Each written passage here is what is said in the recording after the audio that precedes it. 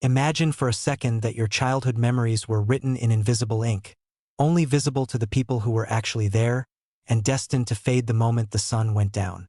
Now, imagine if every awkward haircut, every teenage breakup, and every embarrassing mistake you ever made was carved into a permanent, searchable granite wall before you even reached your 20th birthday. This isn't just a difference in growing up. It's a fundamental split in the human psyche, a psychological experiment that an entire generation was forced into without ever signing a waiver. We aren't just witnessing a gap in age between Xennials and Millennials. We are witnessing the first time in human history that a generation's operating system was completely overhauled while it was still being installed. Today, we're diving into the psychology of the dual paradigm brain, the reason why you feel like you're stuck in a loading screen, why you're bilingual in technologies that shouldn't coexist, and why your sense of reality might be fundamentally broken. If you were born between 1976 and 1985, you are part of a psychological anomaly known as the Xennial. You are the last people on Earth who remember what it actually felt like to be genuinely unreachable. Think about that. No GPS, no where you texts, and no ability to check in. When you made plans to meet friends at the mall or a park, you just showed up and hoped for the best. It required a level of interpersonal trust and commitment that has almost entirely vanished from the modern world. This analog childhood wasn't just a lack of gadgets. It was a training ground for the brain. Xennials grew up in a world where boredom was something you simply had to sit with. You learned to solve your own problems and entertain yourself because your parents, the last of the pre-helicopter parenting era, probably didn't know where you were for hours at a time. This created a specific type of self-reliance and cognitive resilience. Your brain was wired to be comfortable in the silence. But then the pivot happened. Right as this microgeneration was moving into adulthood, the world didn't just change. It flipped. Why does a Xennial feel so different from a millennial born just 5 years later? The answer is in the prefrontal cortex. Research shows that this region of the brain, which handles our ability to adapt and learn complex new skills, remains highly plastic and continues to mature well into our mid-20s. Xennials hit that high plasticity window exactly when the world went from rotary phones to iPhones. They were young enough to adopt digital tools naturally, but old enough to remember the before times with crystal clarity. This created a unique form of technological bilingualism.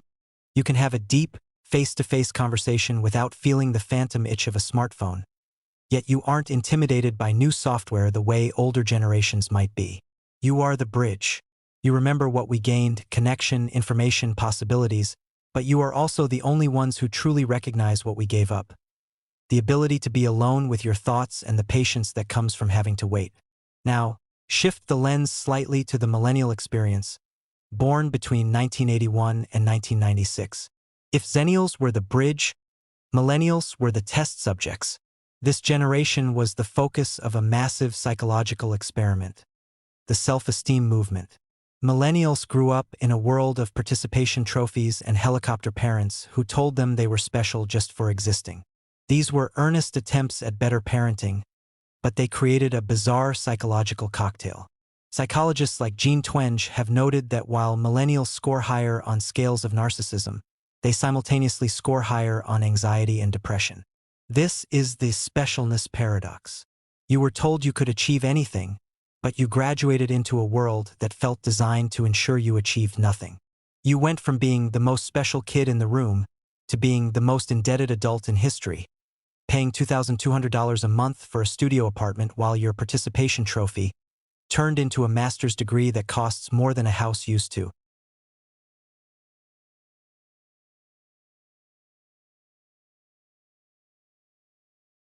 While Xennials had the luxury of analog privacy, where their embarrassing 7th grade haircuts and drunk nights only lived in the fluid, evolving stories of their friends, millennials were the first to perform their lives for an audience.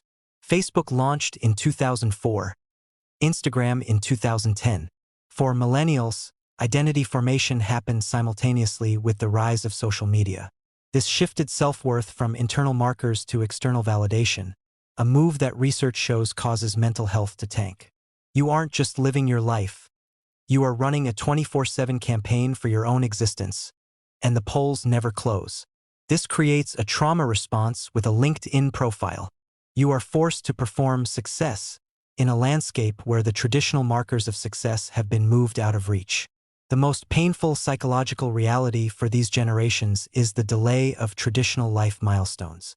Marriage, homeownership, having children. Most millennials and many xennials desperately want these things, but economic reality has made them borderline impossible without extraordinary luck or family wealth. When you spend your 30s and 40s waiting for your real life to start, your brain doesn't just shrug it off. It creates a state of low-level chronic stress known as allostatic load. This is your body constantly preparing for a future that never actually arrives. You are essentially stuck in the loading screen of your own life, watching the progress bar stay at 0% for an entire decade. Part 6. Schema disruption and the death of the social contract. This leads to what psychologists call schema disruption. A schema is your core belief about how the world works. The millennial schema was study hard, go to college, get a job, and the world will be fair.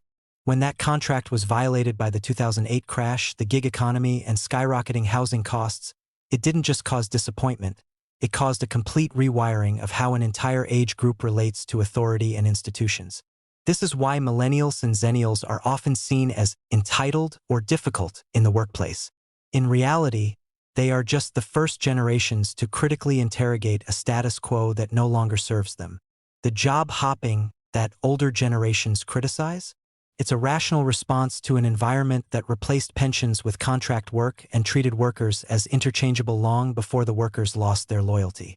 What we're left with is a generation that is both deeply idealistic and profoundly cynical. They still believe things should be fair. They just no longer believe they will be.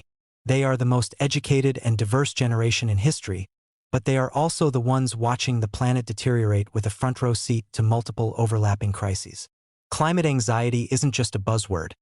It's a legitimate psychological phenomenon for those told they are the ones who must fix the world, despite having the least amount of institutional power to do so.